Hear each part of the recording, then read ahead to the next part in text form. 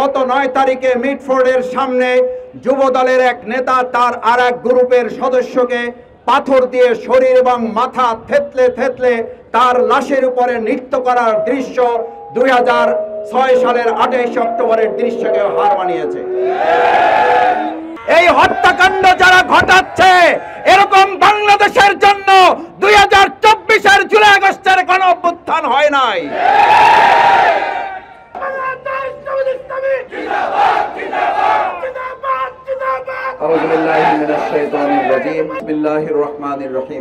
আসসালামু আলাইকুম ওয়া রাহমাতুল্লাহি ওয়া বারাকাতুহু। সম্মানিত ভাই এবং বন্ধুগণ, বাংলাদেশ জামাত ইসলামী এই অঞ্চলগুলোতে আপনাদের সাথে 17 বছর আমরা লড়াই সংগ্রামে এখানে অবস্থান করেছি, বিভিন্ন সময় মিছিল করেছি, সমাবেশ করেছি, এই জায়গায় দাঁড়িয়ে আমরা বক্তব্য রেখেছি।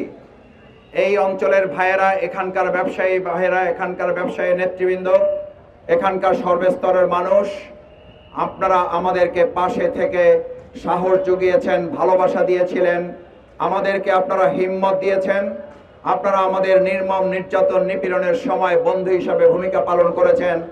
বিশেষ করে 2024-এর জুলাই আগস্টের গণ অভ্যুত্থানে গোটা বাংলাদেশ থেকে ঢাকাকে বিচ্ছিন্ন করার জন্য ডেমরা অঞ্চলে আপনারা যে তীব্র প্রতিরোধ গড়ে তুলেছিলেন, তার জন্য আপনাদেরকে আন্তরিক ধন্যবাদ, মোবারকবাদ এবং আপনাদের প্রতি কৃতজ্ঞতা জানাই। আপনাদের মাধ্যমে এখানে অনেক ভাই জীবন হারিয়েছেন, অনেক ভাই আহত, পঙ্গুত্ব বরণ করেছেন, চোখ হারিয়েছেন, পা হারিয়েছেন। আজকের এই সমাবেশ থেকে সেই সকল শহীদদের জন্য আল্লাহর কাছে দোয়া করি, যাদের মাধ্যমে আজকের এই মুক্ত বাংলাদেশ, নতুন আরেক স্বাধীন বাংলাদেশ আমরা পেয়েছি। আল্লাহ তাদের জান্নাত দান করুন। আহত, পঙ্গুত্ব অবস্থায় যারা চিকিৎসাধীন আছেন, তাদের পূর্ণ সুস্থতার জন্য আল্লাহর কাছে দোয়া করছি। আল্লাহ তাদের পরিবারের কাছে সুস্থ অবস্থায় ফিরে যাওয়ার তৌফিক দান করুন। সম্মানিত ভাই এবং বন্ধুগণ, বাংলাদেশ জামাত ইসলামী 17 বছরের দীর্ঘ আন্দোলনের পরিক্রমায় 2024-এর 5ই আগস্ট পরবর্তী আমরা বড় ধরনের কোনো সভা সমাবেশের আয়োজন করি নাই, যাতে করে এই অন্তর্বর্তীকালীন সরকার নির্বিঘ্নে তার কার্যক্রমগুলো পরিচালনা করতে পারে, জনগণের মধ্যে যেন কোনো আতঙ্ক, শঙ্কা, উদ্বেগ, উৎকণ্ঠা তৈরি না হয়, ব্যবসায়ীরা নিরিবিলি ব্যবসা করতে পারেন। এবং আমরা চেয়েছিলাম আমরা আমাদের সমস্ত সাধারণ নাগরিক নিশ্চিন্তে নিরাপদে জীবন যাপন করবে।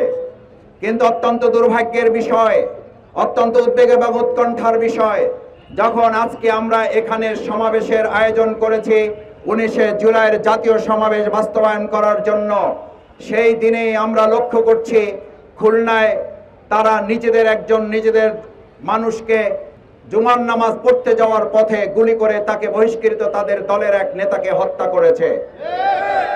আমরা অত্যন্ত উদ্বেগ এবং উৎকণ্ঠার সাথে এটা দেখছি। গত 9 তারিখে আমাদের মিটফোর্ড হাসপাতাল, সলিমুল্লাহ মেডিকেল কলেজের সামনে একজন গ্রুপ আরেকজন গ্রুপ, এক দলের চাঁদা তোলা এবং আরেক দলের চাঁদা দাবি আদায়কে কেন্দ্র করে দুই পক্ষের মধ্যে নৃশংস যে হত্যাকাণ্ড হয়েছে, 2006 সালের লগি বৈঠার মাধ্যমে যে হত্যা, লাশের উপরে যে নৃত্য করা, সেই নৃত্য করাকেও গত 9 তারিখে মিটফোর্ডের সামনে যুব দলের এক নেতা তার আরেক গ্রুপের সদস্যকে পাথর দিয়ে শরীর এবং মাথা থেতলে থেতলে তার লাশের উপরে নৃত্য করার দৃশ্য 2006 সালের 28 অক্টোবরের দৃশ্যকে হার মানিয়েছে।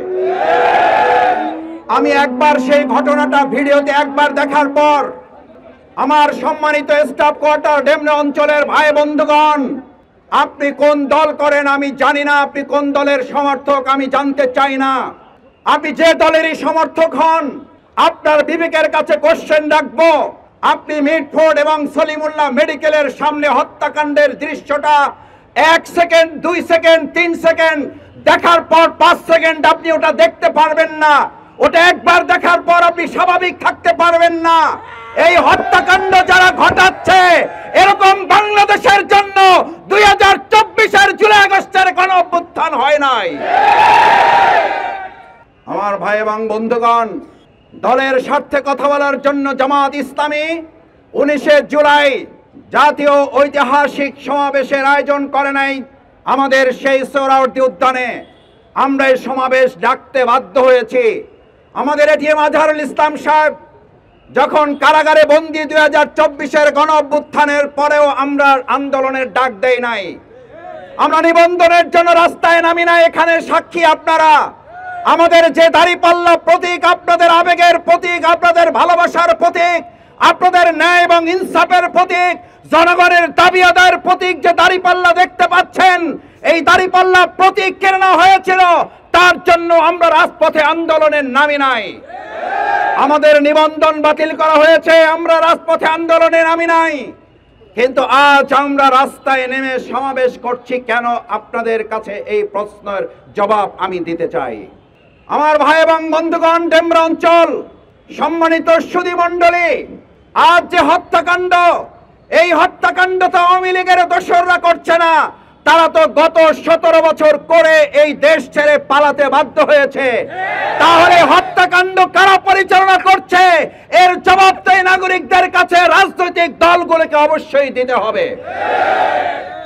আপনারা যখন বলেন নির্বাচন দিতে হবে, নির্বাচনের সুষ্ঠু পরিবেশ আছে, লেভেল প্লেইং ফিল্ড আছে, আমাদের ডেমরা অঞ্চলের এখানকার জনগণ জানতে চায় আমাদের দেশ নিরাপত্ত পরের কথা, জনগণ নিরাপত্ত পরের কথা। যারা আগামী দিনের দেশ পরিচালনা করবে তারা তো তার দলের কর্মীদেরকে নিরাপত্তা দিতে ব্যর্থ হয়েছে। সেই ব্যর্থতার কারণে আজকে 100 জন নয়, 150 জন নয়, প্রায় প্রতিদিন 1 জন 2 জন করে নিজ দলের নিজ কর্মীরা যারা যাদেরকে হত্যা করছে, আমরা তাদের বিবেকের কাছে প্রশ্ন করতে চাই, আপনারা দেশ নিরাপদ করবেন তো পরের কথা, আপনারা তো আপনারা দল পরিচালনায় নিরাপত্তার সাথে করতে ব্যর্থ হয়েছেন। যারা দল পরিচালনায় ব্যর্থ, যারা দলের কর্মীর নিরাপত্তা দিতে ব্যর্থ, এই দেশের মানুষ বিশ্বাস করতে চায় না তারা দেশ পরিচালনায় সফল হবে, জনগণের নিরাপত্তা দিতে পারবে। এটা কল্পনা ছাড়া আর কিছুই নয়। আমার ভাইরা, বিরোধিতার জন্য বিরোধিতা নয়, আমরা তো একসাথে রাজপথে লড়াই সংগ্রাম করেছি, আমরা এক মঞ্চে বক্তব্য দিয়েছি, আমরা একসাথে জেল খেটেছি, একসাথে রিমান্ডের রুমে আমরা থেকেছি, একজন আর একজনকে আহত অবস্থায় সাহায্য সহযোগিতা করেছি। কিন্তু আজ আমরা শুনতে পাই জামাত ইসলামীর সাথে তো জোটের প্রশ্নই ওঠে না, আমাদের অমুকের দরজা খোলা আছে। ডেমরা অঞ্চলের মানুষ আজ আপনাদেরকে জানিয়ে দিচ্ছে, কান খুলে শোনেন, বাংলাদেশের মানুষ আজ চাঁদাবাজের সাথে কোনো জোট করবে না, কোন সন্ত্রাসীর সাথে জোট করবে না, কোন দখলদারদের সাথে জামাত ইসলামী জোট করার জন্য অপেক্ষা করছে না। জামাত ইসলামী এবার জোট করবে সৎ, দক্ষ, যোগ্য জনগণকে নিয়ে জোট করে আগামী দিনে বাংলাদেশের মানুষকে একটা নিরাপদ রাষ্ট্র উপহার দেওয়ার জন্য আমরা কাজ করে যাব। সংগ্রামী ভাই এবং বন্ধুগণ, 19 তারিখের সমাবেশ সেই বিচারের জন্য। আজ বিচারের সংস্কৃতি যদি চালু করা না যায়, যার কারণে আজকে হত্যাকাণ্ড বন্ধ করা যাচ্ছে না। আমার তো মনে হয় জামাত ইসলামী অন্য কোন দল যদি বিচার নাও চায়, তাহলে আজকে যারা নিজেদেরকে বড় দল দাবি করেন, তাদের এই 10 মাসে প্রায় 2 শতাধিক খুনের কারণে তারাই তো আজকে সবচেয়ে বিচারের দাবি করার জন্য মাঠে নামা উচিত। বিচারের সংস্কৃতি যদি তুলে দেন, তাহলে নিজেরা নিজেদেরকে রক্ষা করতে পারবেন না, যেমন রক্ষা করতে পারে নাই আওয়ামী লীগ, যেমন রক্ষা করতে পারে নাই ছাত্রলীগ, স্বেচ্ছাসেবক লীগ এবং যুবলীগ। আজকে বলা হয় স্বেচ্ছাসেবক লীগের জায়গা, ছাত্রলীগের জায়গা আর একটা দল দখল করে ইতিমধ্যে একই কাজ কয়েক গুণে করা শুরু করে দিয়েছে। আমার ভাই এবং বন্ধুগণ, আমরা রাজনৈতিক দলগুলোকে উদাত্ত আহ্বান জানাই, বিরোধিতার জন্য বিরোধিতার কারণে কথা বলা নয়। দেশের প্রয়োজনে জামাত ইসলামী 17 বছর, শফিকুল ইসলাম মাসুদ, এই কামাল হোসেন, এই অধ্যাপক মোকাররম হোসেন খানরা এই রাজপথে গুলির সামনে দাঁড়িয়ে আমরা বুক পেতে দিয়ে জনগণের অধিকারের জন্য কথা বলেছে। আজকেও জনগণকে নিরাপদ করার জন্য কথা বলতে এসেছি। কোন বিশেষ রাজনৈতিক দলকে প্রতিপক্ষ মনে করে আমরা এখানে বক্তব্য দিতে আসি নাই। তাই আসুন, 19 জুলাইয়ের সমাবেশ বিচার নিশ্চিত করার সমাবেশ। 19 জুলাইয়ের সমাবেশ সংস্কার না করতে পারলে এই নির্বাচন শুধু নয়, আপনারা নমিনেশন ঘোষণা করার সাথে সাথে এদেশের মানুষ অপেক্ষা, উদ্বেগ, উৎকণ্ঠার মধ্যে আছে। দেশে রক্তের বন্যা বয়ে যাওয়ার সম্ভাবনা আছে।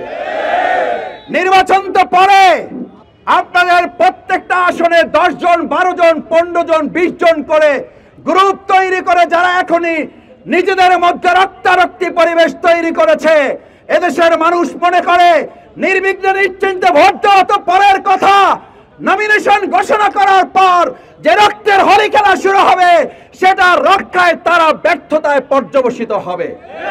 আমার ভাই বন্ধুগণ, আসুন সেই জন্য সংস্কার রাষ্ট্র শুধু নয়, সংস্কার শুধু ঐক্যমত কমিশনে নয়, সংস্কার নিয়ে আসতে হবে রাজনৈতিক দলগুলোর মধ্যেও। আমাদের সহনশীলতা, পরস্পরের প্রতি শ্রদ্ধা, বিশ্বাস, সম্মান নিয়ে আমরা একটা ঐক্যবদ্ধ জাতি নিয়ে ঐক্যবদ্ধ বাংলাদেশ বিনির্মাণ করতে চাই। সেই ঐক্যের প্রতীকের নাম, সেই ইনসাফের নাম, সেই আদর্শের নাম, সেই রাষ্ট্র পরিচালনার নাম, সেই প্রতীকের নাম কি? কি নাম সেই প্রতীকের নাম? আমার ভাইয়েরা আসুন,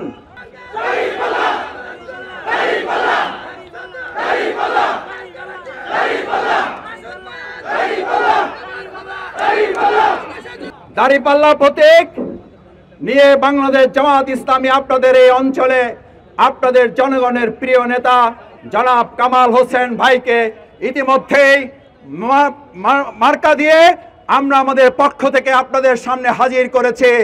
আপনাকে কামাল ভাইয়ের পাশে আন্দোলন সংগ্রামে যেভাবে ছিলেন, আগামী দিনে তার সাথে থেকে কামাল হোসেনকে বিজয় করা নয়, কামাল হোসেনকে বিজয় করা নয়, আমরা কামাল হোসেনকে বিজয় করার মধ্য দিয়ে ইসলামকে বিজয় করে ইসলামকে সংসদে পাঠাতে কি রাজি আছি সবাই। আমাদের সম্মানিত ভাইদের বোনদের নিরাপত্তা নিশ্চিত করার লক্ষ্যে লেভেল প্লেইং ফিল্ড নিশ্চিত না হলে আজকে এখানে যারা উপস্থিত, এর আগে আমি মনে করি না সব জামাত ইসলামী ছাত্র শিবিরের লোকেরা এসেছেন। আমি আপনাদের কাছে জানতে চাই, দেশের সামগ্রিক পরিস্থিতি সামনে রাখলে, দখলদারির দিকে তাকালে, চাঁদাবাজদের দিকে তাকালে, সন্ত্রাসের দিকে তাকালে আপনারা কি মনে করেন লেভেল প্লেইং ফিল্ড তৈরি হয়ে একটা সুষ্ঠু নির্বাচন হবে? এটাকেও বিশ্বাস করেন? যারা বিশ্বাস করেন না হাত তুলে দেখান, হাত তুলে দেখান যারা বিশ্বাস করেন না।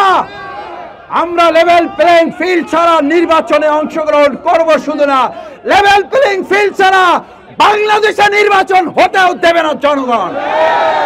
সুতরাং অন্তর্বর্তীকালীন সরকারের স্বরাষ্ট্র উপদেষ্টাকে বলবো, আমাদের মিটফোর্ডে আমাদের সলিমুল্লাহ মেডিকেলের সামনে যে বিভৎস ঘটনা ঘটেছে, শুধু গ্রেপ্তার নয়, দ্রুত ট্রাইব্যুনালে বিচারের মাধ্যমে রায় কার্যকর করার দ্রুত ব্যবস্থা গ্রহণ করতে হবে। এবং খুলনাতে যাকে হত্যা করা হয়েছে, প্রত্যেকটা হত্যাকাণ্ড ধরে ধরে তাদের বিচারের আওতায় নিয়ে আসলেই কেবল লেভেল প্লেইং ফিল্ড এবং একটা নিরাপদ, নিশ্চিন্ত, অবাধ, সুষ্ঠু, নিরপেক্ষ, অংশগ্রহণমূলক নির্বাচনের ব্যবস্থা করা যাবে। সেই ক্ষেত্রে যদি কেউ দোকান দখল করার মতো, চাঁদা দখল করার মতো, মার্কেট দখল করার মতো কেন্দ্র দখল করতে আসে, 24 জুলাই আগস্টের গণ অভ্যুত্থানে যেভাবে গুলির সামনে মাথা পেতেছেন, কেন্দ্র রক্ষার জন্য বুক পেতে দিয়ে কেন্দ্র রক্ষার জন্য প্রস্তুত থাকবেন কারা? পারবেন ইনশাআল্লাহ? জীবন যাবে, আমরা একটা জাল ভোট কাউকে দিতে দেব না, দেব না, দেব না। সবাইকে ধন্যবাদ। আল্লাহ হাফেজ। বাংলাদেশ জিন্দাবাদ, বাংলাদেশ জামাত ইসলামী জিন্দাবাদ। আসসালামু আলাইকুম ওয়া রাহমাতুল্লাহ।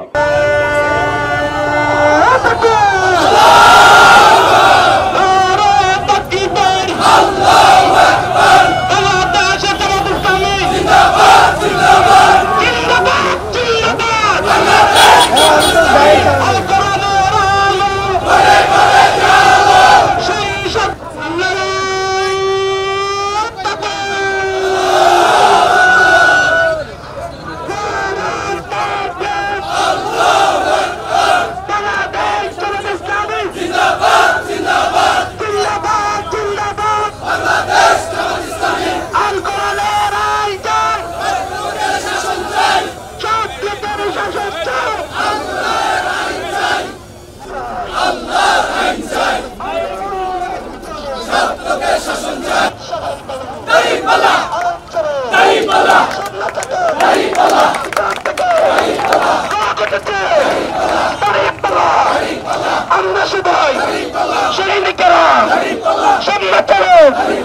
চুষিগুলো বাংলাদেশে জবাব দেও